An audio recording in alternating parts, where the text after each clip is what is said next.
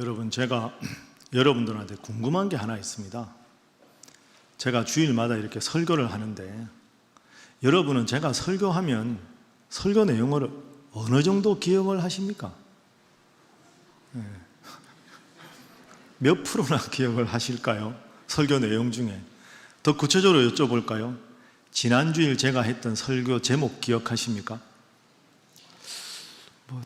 고린도 교회 십자가 이런 거 한 것 같은데 이런 생각 드시지요? 제목은 내 눈에 문제가 보일 때였습니다. 기억나십니까 이제? 예.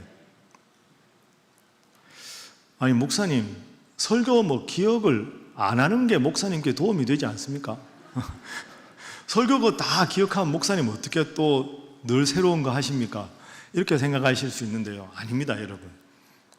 여러분들 대부분은 설교의 내용은 잊어버리는데 저거 했던 거다, 설교했다는 사실은 기억을 하십니다. 그러니 목사는 늘 새로운 말씀을 준비해야 되는 거죠.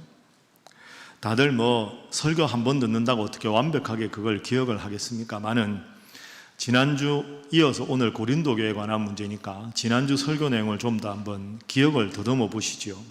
내 눈에 문제가 보일 때 어떻게 해야 되는가? 지난주 설교의 주제는 두 가지였습니다. 내 눈에 문제가 보일 때, 교회 예를 들어서 첫 번째는 한 마음이 돼야 된다 하는 게 바울의 교훈이었습니다.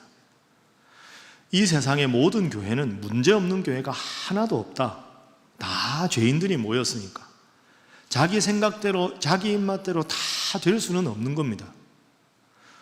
그 교회가 건강하냐 아니냐는 문제가 있느냐 없느냐가 아니라 문제는 있는데 그 문제를 한 마음으로 해결할 의지가 있느냐, 한 마음으로 해결할 의지가 없느냐 하는 것이 교회가 건강하다 아니다라는 척도가 된다. 한 마음이 중요하다. 이게 첫 번째였습니다. 또 하나 내 눈에 문제가 보일 때 두 번째 우리가 기억해야 될 것은 십자가의 능력을 믿어야 한다. 십자가의 도가 멸망하는 자들에게는 미련한 것이요 구원을 얻는 우리에게는 하나님의 무엇이다? 능력이다. 그러니까 십자가가 능력이다. 왜? 예수님의 십자가는 십자가로 끝나는 게 아니라 부활로 승리하셨기 때문에. 그래서 우리가 때로 힘들고 어려워도 십자가는 끝이 아니다. 부활할 것이다. 그런 희망과 믿음을 가져야 한다. 그래서 내 눈에 문제가 보일 때는 십자가가 희망의 부활로 연결된다는 걸 꼭 기억하고 다른 사람에게 자꾸 미루지 말고 내 눈에 문제가 보이면 내가 그 문제를 해결하려고 기도하고 노력하고 해결의 주체가 되어야 한다. 이것이 지난주 설교의 주제였습니다. 마지막 질문을 드리겠습니다. 이 두 가지 붙잡고 기도했더니 여러분 일주일 동안에 여러분에게 문제가 다 해결이 되셨습니까? 마음으로는 아멘을 하고 싶은데 문제 해결해달라고 열심히 한 마음으로 십자가 붙잡고 기도했는데 좋은 결과가 있는 분도 있지만 내가 기도 열심히 목사님 말씀 듣고 했는데 문제가 해결이 안 됐습니다. 이거 어떡합니까? 마음이 급한데 이런 분들은 아마 분명히 이 자리에 앉아 계실 겁니다. 그렇습니다. 여기에 우리의 고민이 있습니다. 문제 해결의 방법을 알아서 열심히 나름 노력하고 기도했는데 내가 원하는 시간표대로 빨리 문제가 해결되지 않을 때가 있다는 거죠. 그럴 때 여러분 어떻게 하십니까? 열심히 했는데 문제가 해결되지 않을 때. 그래서 제가 오늘 설교 제목을 이렇게 잡은 겁니다. 그래서 문제가 해결되셨습니까? 아니요. 그럼 어떻게 해야 될까요? 우리가 열심히 나름 노력했는데 문제가 해결되지 않을 때, 고난을 넘어서서 또 다른 고난이 찾아올 때 낙심이 되잖아요. 그럴 때 우리가 어떻게 신앙인답게 이 문제를 풀어나가야 되는가? 오늘은 이 질문으로 지난주의 질문을 좀 더 깊이 한번 살펴보도록 하겠습니다. 세 가지를 꼭 기억하시죠. 문제가 해결되지 않을 때 첫 번째로 여러분이 꼭 마음에 받아들여야 되는 사실은 때로 문제가 해결되기는커녕 더 어려워질 때도 있다 하는 걸 마음으로 받아들이셔야 합니다. 이걸 받아들여야 계속해서 하나님 앞에 기도할 수 있습니다. 기도했는데 안 되네 이렇게 하고 마음을 닫아버리면 기도가 안 되지요. 지난주일에 우리가 살펴본 대로 고린도 교회는 사도 바울이 선교 여행 중에 개척한 교회입니다. 지금은 다른 곳에 가서 열심히 사역을 하고 있지요. 그런데 사도 바울에게 고린도 교회 소식이 들립니다. 고린도 교회에 문제가 많다는 거죠. 음행의 문제도 있고, 그 다음에 바울파, 아볼로파, 게바파, 그리스도파, 교회 안에 파벌로 나누어진 문제도 있고, 그리고 세 번째 문제는 신앙의 색깔이 서로 다르다고. 차분하게 신앙생활 하는 분들은 뜨겁게 기도하고 막 방언하고 하는 분들에 대해서 경멸하고, 뜨겁게 방언하고 예언하고 방언 통역하는 분들은 지적으로 믿는 사람들한테 열심이 없다고 서로 비난하는 문제, 이런 문제를 고스란히 안고 있는 것이 고린도 교회였습니다. 그래서 그런 문제를 주님 안에 해결하라, 십자가 믿고 한 마음이 되라 하고 바울이 고린도전서를 썼습니다. 문제가 있습니다. 그럼 고린도 교회가 사도 바울의 편지를 보고 문제가 해결되어야 하는데 그렇지가 않았습니다.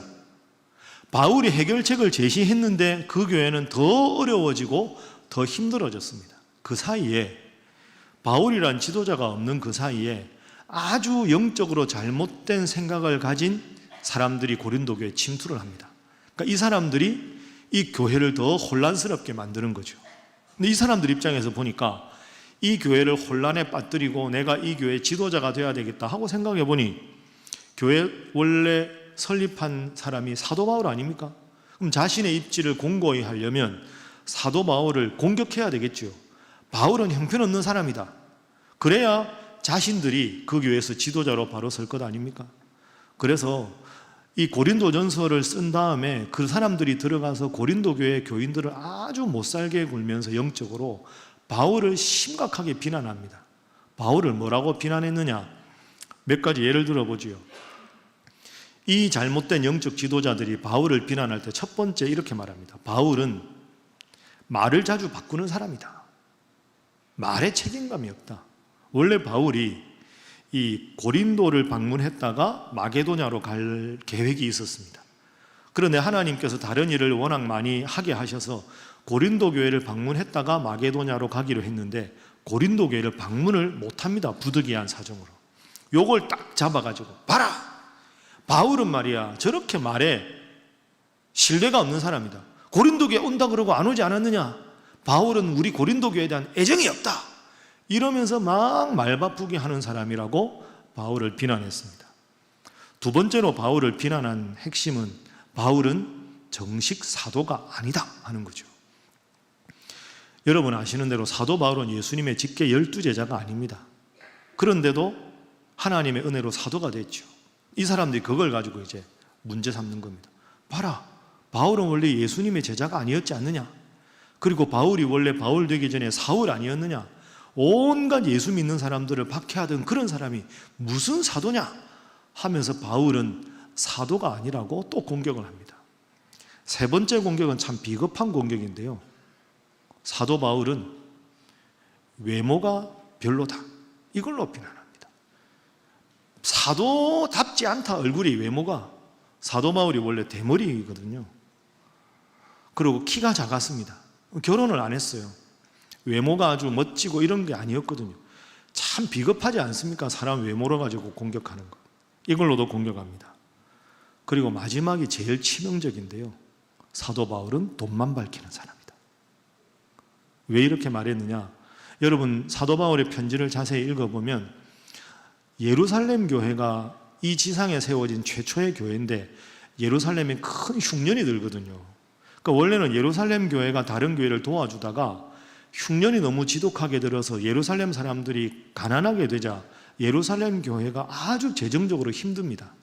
그러니까 바울이 이 모교회 때문에 지교회가 잘 될 수 있는데 모교회가 힘드니까 헌금을, 연보를 걷어다가 예루살렘 교회에다가 도와줍니다. 그런데 연보를 걷어서 도와줬는데 도와주지 않고 자기가 다 가졌다 하고 아주 잘못된 악의적인 소문을 퍼뜨려서 사도 바울을 궁지에 몰아넣고 있는 거죠. 자, 여러분 한번 여러분이 바울이라고 생각해 보십시오. 고린도 교회 잘 되라고 좋은 뜻으로 편지를 보냈는데 심각하게 문제가 더 많아졌습니다. 바울이 천하의 못된 사람이 되어버렸습니다. 물론 고린도 전서를 보낸 다음에 사도 바울 말을 듣고 돌아온 사람도 있었지만 여전히 더 많은 고린도 교회 성도들은 이런 잘못된 지도자의 사도 바울에 대한 악의적인 소문을 퍼뜨려서 많은 사람들은 사도 바울을 비난하는 지경에 이르렀습니다. 바울은 바울대로 마음의 상처를 받고 고린도 교회는 고린도 교회대로 영적으로 피폐해지고 그리고 성도들은 성도들대로 사도 바울을 미워하는 상황이 되어버렸습니다. 어쩌면 좋습니까? 여러분, 그렇습니다. 이게 오늘의 첫 번째 교훈입니다. 내가 하나님 앞에 바로 서도 내가 아무리 선한 동기로 그 일을 해도 문제가 내 기대와 전혀 관계없이 더 악화될 수 있다. 더 힘들어질 수 있다. 이걸 받아들여야 합니다. 받아들여야 그 다음 해결책으로 나갈 수 있는 거죠. 내가 잘못이 없어도 이 세상 모든 사람들은 다 죄인이라 연약해서 더 문제가 힘들어질 수도 있겠구나. 주여, 이 사실을 받아들이겠습니다. 여기서부터 문제 해결이 시작되는 거죠. 자, 그럼 이제 두 번째로 들어갑니다. 더 적극적으로. 그러면 그렇게 악화되었을 때 어떻게 해야 되느냐? 여러분, 이게 어렵지만 참 중요한 교훈입니다. 한번 저를 따라해 보시죠. 문제가 더 어려워질 때 나의 약함을, 다시 합니다. 나의 약함을 먼저 고백하십시오. 어렵습니다. 이게 내 약하다는 걸 고백하는 것. 여러분, 우리가 살아가다가 고난을 당하는데 고난에는 두 종류가 있습니다. 첫 번째는 내가 잘못해서 고난을 당할 때, 그건 내가 달게 받아야 됩니다. 그런데 힘든 건 내가 잘못하지 않았는데 고난을 받는 경우가 어렵습니다. 이 바울이 지금 그런 경우 아닙니까? 바울은 잘못한 게 없는데 더 심각하게 사도 바울을 미워하는 잘못된 지도자들 때문에 곤경에 빠지게 되었습니다. 여러분, 이럴 때 분명히 있으셨을 겁니다. 여러분이 잘못하지 않았는데 억울한 누명을 쓰고 힘들어질 때 여러분 같으면 어떻게 하십니까? 사도 바울이 택한 방법은 이런 방법입니다. 바울이 먼저 기도합니다. 하나님, 왜 이런 일이 있습니까? 제가 하나님 앞에 양심을 걸고 부끄럽지 않은데 왜 이런 일이 있습니까? 하나님 앞에 바울은 기도합니다. 그래서 여러분, 고린도 후서를 보면 그 모든 걸 아는 사도 바울이 이 고린도 후서를 쓰는데 자기에 대해서 변호하지 않습니다. 별로. 나에 대해서 돈만 밝히는 사람이라 그랬지. 아니야. 내가 이런 일은 하나하나 밝히고 싶은 마음이 인간적으로 들지 않겠습니까? 고린도 후서에서 바울은 자기의 억울함을 소상하게 밝히지 않습니다. 기도합니다. 하나님이 아시니까 하나님이 해결해 주시겠지. 그리고 바울이 두 번째로 한 건 현실을 정확하게 살피는 겁니다. 내가 억울한데 이 억울한 점을 만약에 고린도 교회에 다시 편지를 써서 밝히면 어떻게 될까 현실적으로 고민하는 겁니다. 여러분, 어떻게 되었을까요? 만약에 여러분이 바울이라 내가 억울한 점 하나하나 조목조목 밝혔으면 어떻게 됐을까요? 심각한 문제가 생기겠죠. 제가 말씀드렸습니다. 이미 고린도 교회는 4개의 파벌이 있었습니다. 바울파, 아볼로파, 게바파, 그리스도파. 그런데 바울이 자기의 정당함을 조목조목 강하게 이야기했더라면 이미 4개의 분파가 있는데 바울의 편지를 지지하는 입장의 파, 바울을 여전히 반대하는 파, 또 파가 생겨서 나누어지겠지요. 만약에 사도 바울이 자기 입장을 조목조목 변호했다면 분명히 고린도 교회는 분열되었을 겁니다. 그래, 갈라서자. 나는 바울을 지지한다. 나는 바울을 지지할 수 없다. 분명히 갈라졌을 겁니다. 바울이 심각하게 고민하는 겁니다. 억울한데 내 억울함을 조목조목 이야기해서 나 하나 살겠다고 고린도 교회가 분열되면 하나님이 얼마나 마음 아파하실까. 그래, 쓰지 않겠다. 그래서 고린도 후서에는 자기의 억울함을 바울이 쓰지 않습니다.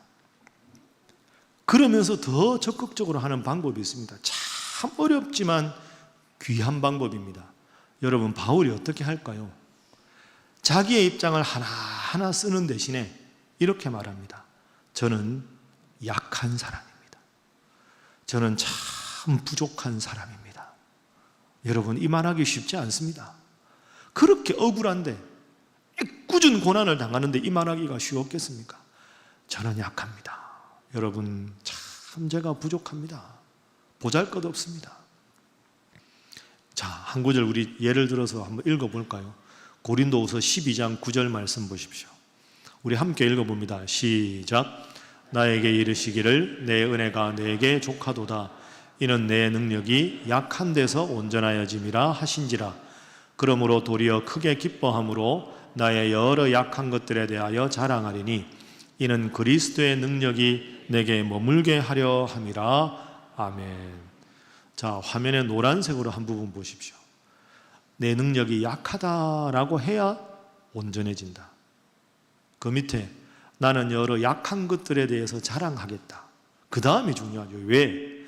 내가 약하다고 해야 주님의 능력이, 강한 능력이 나에게 더 강하게 역사하기 때문이다. 여러분 믿습니까? 참 어렵습니다. 그러니까 바울은 이런 방법을 택한 겁니다. 조목조목 내가 얼마나 강한 사람인가 똑 부러지게 쓸 수 있는 능력이 있었지만 다 포기하고, 예, 저는 약합니다. 왜? 내가 약하다고 해야 나의 영역이 약해진 만큼 주님이 역사할 능력이 더 많아지니까. 내가 강하다 하고 강대강으로 부딪히면 교회가 분열되니까. 내가 내 입장 조목조목 설명하고 상대방 입장 조목조목 설명하고 내 입장에서 또 반박하고 상대방이 또 반박하고 그러다 보면 상처밖에 안 남는다. 갈등과 분열밖에 남는 게 없다. 주님께 맡깁니다 하고 이야기합니다. 여러분 그렇습니다. 철저하게 이걸 생각해 보십시오. 내가 강하다고 내가 대적하는 것과 내가 약하다고 해서 주님의 능력으로 대적하는 것, 어느 것이 진정 강자입니까? 주님의 능력으로 대항하는 것이 강한 것 아닙니까? 주님 의지하고 나가는 게 승리하는 비결 아닙니까? 그래서 바울은 약함을 자랑하는 겁니다. 한번 따라해 보시죠. 약함의 비밀. 약함의 비밀. 이게 고린도후서 전체 주제입니다. 바울은 나는 약하다, 약하다, 약하다. 계속 약하다고 고린도후서에서 강조합니다. 왜?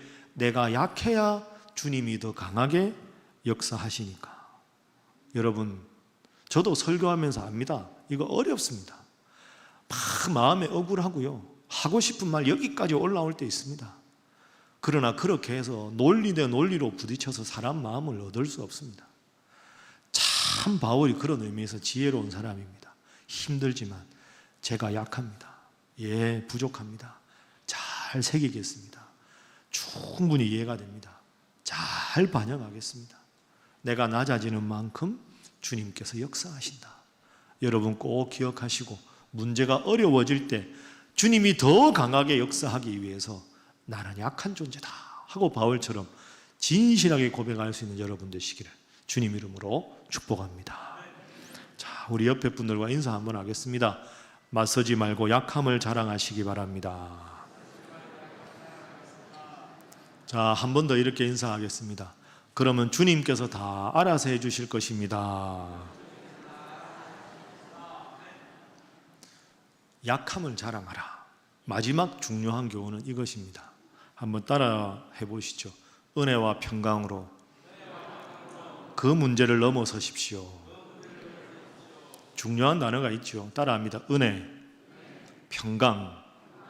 오늘 바울이 은혜와 평강을 이야기합니다. 오늘 본문 고린도후서 1장 1절 2절인데요. 화면 한번 보십시오. 하나님의 뜻으로 말미암아 그리스도 예수의 사도된 바울과 형제 디모데는 고린도에 있는 하나님의 교회, 고린도 교회 성도들에게 또 편지를 보냅니다. 이게 1절 발신자와 수신자를 말하는 거죠. 그러면서 2절 한번 보십시오. 2절. 자, 함께 읽어봅니다. 시작. 하나님 우리 아버지와 주 예수 그리스도로부터 은혜와 평강이 있기를 원하노라. 아멘. 여러분, 저 편지를 쓸 때 바울의 심정이 이해가 되십니까? 얼마나 억울했을까요? 은혜와 평강은 무슨? 이러고는 하고 싶은 말 조목조목 쓰고 싶은 마음이 인간적으로 들었을 텐데 바울은 자기를 모함하고 자기를 헐뜯고 비난하고 있는 지도자와 성도들을 향해서 은혜와 평강이 있기를 바랍니다 라고 말합니다. 순서가 중요합니다. 바울은 편지를 쓸 때 늘 은혜를 먼저 쓰고 그 다음에 평강을 말합니다. 평강과 은혜라는 표현이 없습니다. 이 순서가 왜 중요할까요? 먼저 은혜입니다. 바울은 내가 지금 현실 속에 당하는 문제, 이걸 먼저 본 게 아닙니다. 하나님 앞에서 내가 받은 은혜를 먼저 생각하는 거죠. 그래, 내가 예수 믿는 사람, 박해하던 사람인데, 나는 죄로 죽을 수밖에 없는 사람인데 하나님이 예수님 보내 나를 살려주셨다. 이 은혜를 계속 생각하는 거죠. 그 크신 은혜, 죽어 마땅한 나를 살리신 그 은혜에 비하면 내가 지금 당한 고난, 내가 지금 마음속에 품은 억울함, 그게 뭐 중요하냐? 지금 있는 현실을 먼저 바라보기 전에 하나님으로부터 받은 은혜를 먼저 생각하는 거죠. 그래서 은혜를 강조합니다. 그래서 내가 정말 하나님 없으면 살 수 없는 정말 죄인이구나. 이 은혜를 받아서 그 은혜가 마음속에 가득한 상태가 뭘까요? 그게 평강입니다. 그래서 순서가 중요하다고 말씀드렸죠. 따라합니다. 은혜와 평강. 그러니까 하나님으로 받은 은혜를 생각하고 그 은혜가 내 마음속에 가득 차 있는 상태가 뭐다? 평강이다. 오늘 예배드리는 여러분 모두에게도 인생에 그 어떤 어려움이 있고 힘든 일이 있어도 은혜와 평강이 늘 가득하시기를 주님 이름으로 축복합니다. 그래서 여기서 중요한 교훈은 이것입니다. 환경이 어려워지고 억울할 때가 있고 답답할 때가 있고 고난이 있어도 먼저 환경을 바라보지 말자는 거죠. 바울이 제시하는 방법은 그 현실 바라보면 어려워지니 하나님 앞에 내가 얼마나 많은 은혜를 받았는가를 깊이 생각하면, 그래 그 큰 은혜를 받았는데 뭐 이 정도 문제야, 주여 참겠습니다, 주여 저는 약합니다, 주여 주의 능력으로 해결해 주십시오 하고 바울이 넘어가고 있는 겁니다. 그래서 오늘 이 문장을 여러분 꼭 기억하십시오. 고난은 피해갈 수 있는 게 아닙니다. 피한다고 고난이 없어지지 않습니다. 여러분, 고난보다 더 큰 은혜로 고난을 이겨가는 것입니다. 저 여러분 다 외우십시오. 고난은 피해갈 수 있는 게 아니라 무엇으로? 고난보다 더 큰 무엇으로? 은혜로 고난을 이겨나가는 것이다. 옆에 분들과 인사하겠습니다. 은혜로 고난을 이겨가시기 바랍니다. 한 번 더 할까요? 주님께서 함께 하실 것입니다. 여러분은 평소에 살아갈 때 얼마나 많은 은혜를 고백하십니까? 내가 받은 은혜가 참 많다, 이런 마음을 얼마나 생각하십니까? 생각하면 모든 게 은혜인데 우리는 은혜에 대한 고백에 인색할 때가 참 많습니다. 세계 제2차 대전 때 이제 그 남태평양의 한 섬에서 일본군과 미군이 치열한 전투를 벌이고 있었습니다. 그러다가 미군 병사가 전투 중에서 그만 이 본 부대와 떨어져서 낙오가 되었습니다. 그 낙오병이 되니까 이게 불안하잖아요. 본대하고 떨어졌으니. 그러니까 이제 남태평양에는 동굴이 많으니까 너무 불안해서 죽기는 싫으니까 많은 동굴 중에 하나에 숨었습니다. 그러면서 본대가 오기를 기다리는 거죠. 그럼 일본군은 계속 그 동굴에 혹시 미군의 잔류병이 없는가 계속 동굴을 하나하나 확인하고 있는 겁니다. 수색대가. 그러니 이 미군이 동굴 속에 있으면서 얼마나 불안했겠습니까? 하나님 앞에 주일학교 때 배운 대로 기도합니다. 하나님, 우리 미군 본대가 속히 이 동굴 앞에 도착하게 하여 주옵소서. 주여 급합니다. 너무너무 급합니다. 빨리 도착하게 해 주십시오 하고 간절하게 기도를 했습니다. 기도를 하고 눈이 탁 뜨면 본대가 탁 와 있어야 되는데 그런 일이 잘 안 생깁니다. 눈을 탁 떴는데 본대가 안 오고 그 앞에 동굴 앞에 거미가 한 마리 이렇게 있는 겁니다. 거미, 저 뭐야? 근데 그 거미가 이렇게 거미 집을 동굴 입구에 이렇게 짓는 거죠. 화가 났습니다. 하나님, 본대를 보내달라 그랬는데 무슨 거미 한 마리입니까? 이러실 수가 있습니까?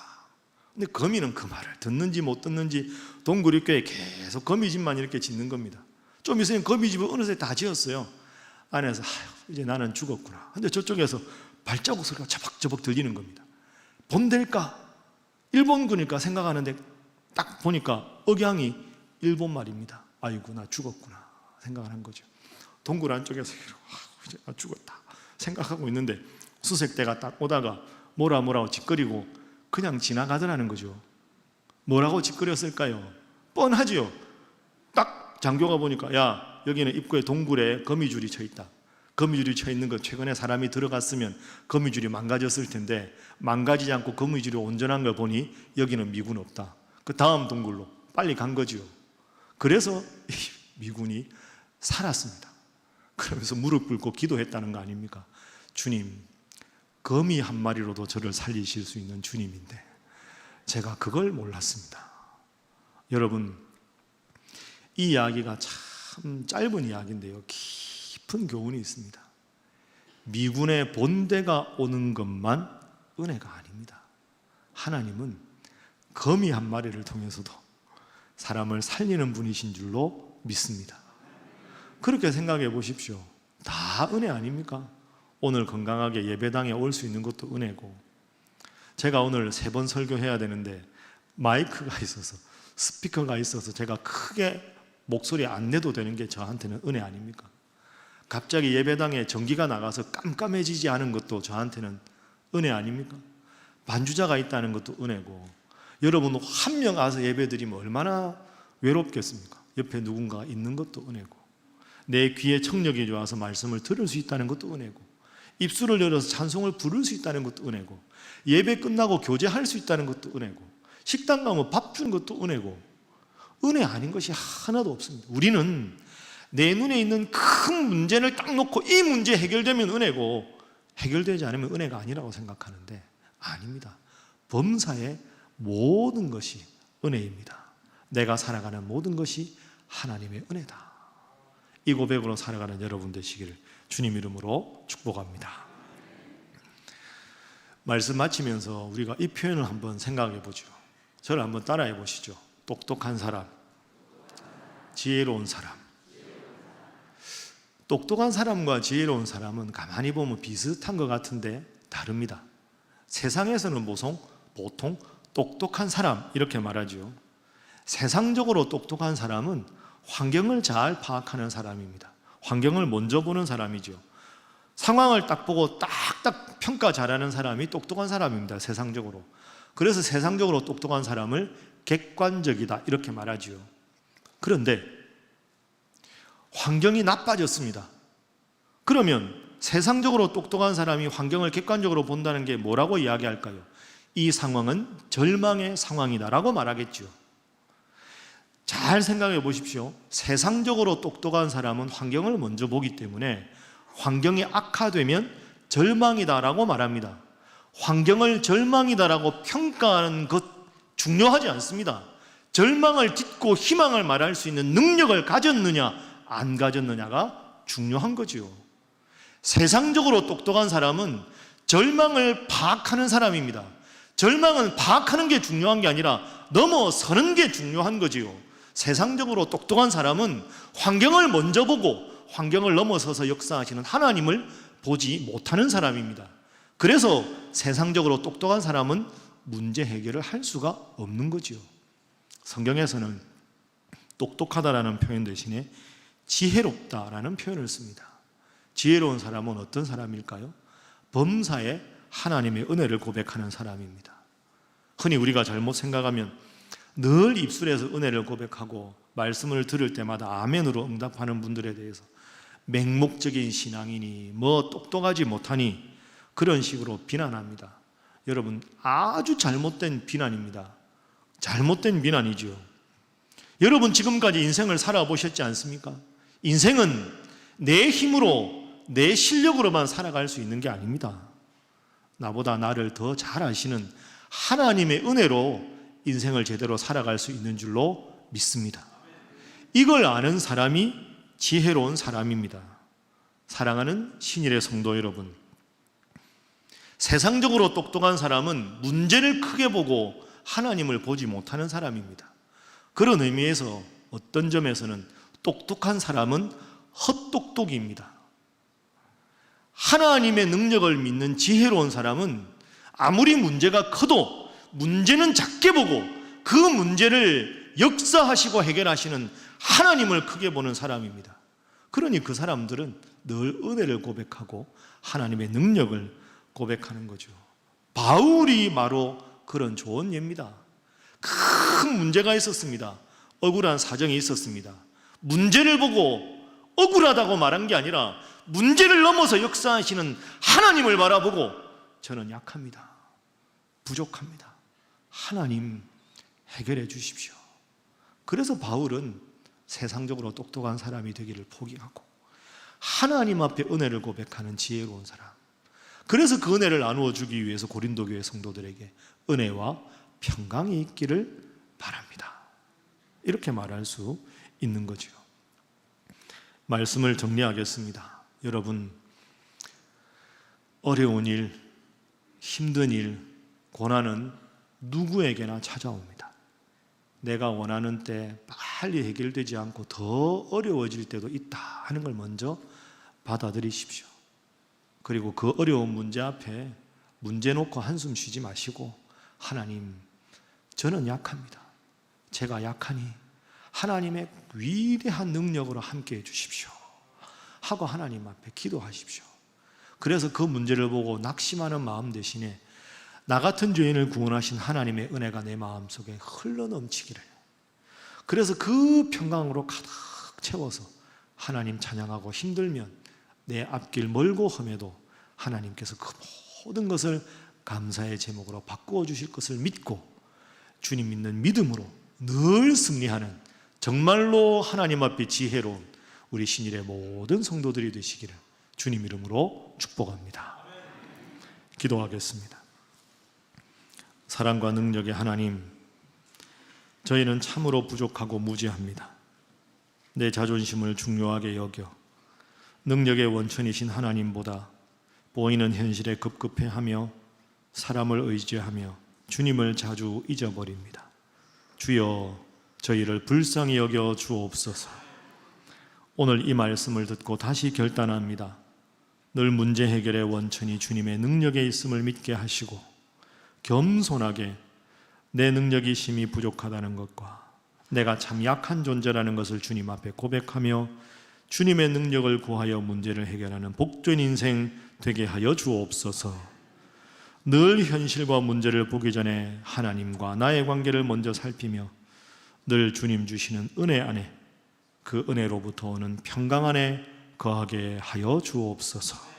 주여, 우리를 지키시고 우리 신일교회를 지켜 주옵소서. 예수님의 이름으로 기도하옵나이다. 아멘.